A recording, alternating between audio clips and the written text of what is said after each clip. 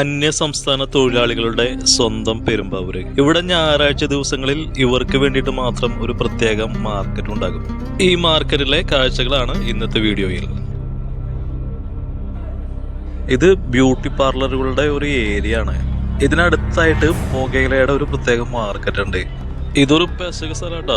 ഇവിടെ നമ്മൾ വീഡിയോ പിടിക്കുന്നത് ഇവർക്ക് ഇഷ്ടമല്ല. ഞാൻ ഇങ്ങനെ സ്ട്രേറ്റ് ആയിട്ട് പിടിക്കുന്നതുകൊണ്ടാണ് ആരൊന്നും പറയാത്ത. സൈഡിലേക്ക് തിരിച്ചാൽ ചിലപ്പോൾ തെറി പറയും. ഒട്ടുമിക്ക നോർത്ത് ഇന്ത്യൻസിന്റെയും ബ്രേക്ക്ഫാസ്റ്റ് മധുര പലഹാരങ്ങളായിരിക്കും. ഇവിടെ കണ്ടോ ജിലേബി ഉണ്ടാക്കുന്നത്, ജിലേബിക്കൊപ്പം പാൽ കുടിക്കുക, ഇതൊക്കെയാണ് നോർത്ത് ഇന്ത്യൻസിന്റെ പ്രധാന ബ്രേക്ക്ഫാസ്റ്റ്.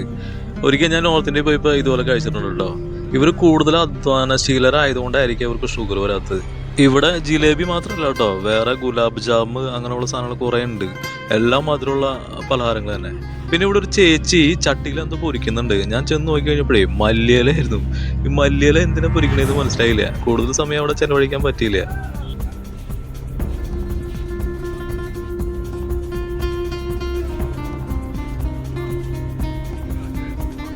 ഇത് ഇവിടുത്തെ തുണി മാർക്കറ്റ്. അത്ര ഫ്രഷ് തുണികളായിട്ട് നമുക്ക് തോന്നില്ല. ഈ വീടുകളിൽ വന്ന് കളക്ട് ചെയ്യില്ലേ, അങ്ങനെയുള്ള തുണികളാണെന്ന് തോന്നുന്നു. ഇവർ എന്നിട്ട് ഡ്രൈ ക്ലീൻ ചെയ്ത് ഫ്രഷ് ആക്കിയിട്ട് ഇങ്ങനെ വിൽക്കുന്നതാണ്.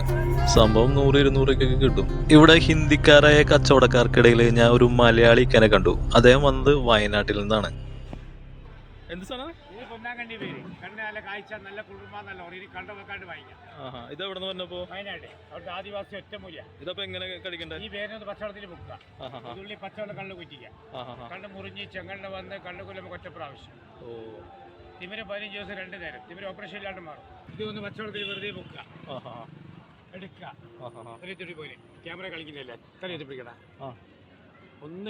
ഈ സാധനം കണ്ണിൽ ഒഴിച്ചു കഴിഞ്ഞപ്പോ കണ്ണ് നീറി മൂക്കിന്ന് വരെ വെള്ളം വന്നു. പക്ഷെ നല്ല സുഖമായിരുന്നു കേട്ടോ. കുറച്ച് കഴിഞ്ഞപ്പോ ഞാനതുകൊണ്ട് ആ മരത്തിന്റെ വേര് ഒരെണ്ണം മേടിച്ചായിരുന്നു. ഈ മരത്തിന്റെ പേര് രക്ഷാവള്ളി. ഇതിന്റെ ഉള്ളു സ്പോഞ്ച് പോലെയാണ്.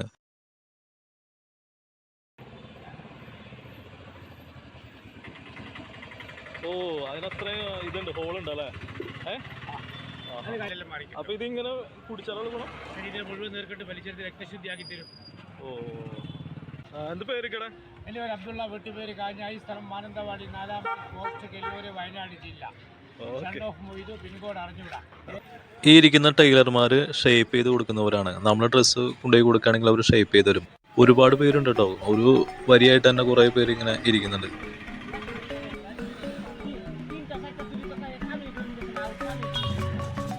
രാവിലെ തന്നെ ഒരു കടയിൽ നൂഡിൽസ് ഉണ്ടാക്കി വെച്ചിട്ടുണ്ട്. പിന്നെ അതിൻ്റെ അപ്പുറത്ത് അവരുടെ പ്രിയപ്പെട്ട സാധനം, അതായത് ഉരുളക്കിഴങ്ങ്, ആലു, അത് പുഴുങ്ങി വെച്ചിട്ടുണ്ട്.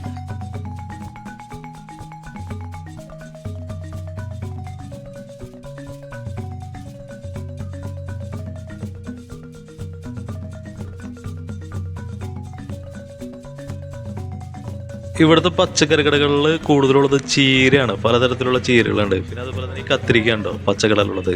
അങ്ങനെ വെറൈറ്റി പച്ചക്കറികൾ കുറേ ഉണ്ട് കേട്ടോ.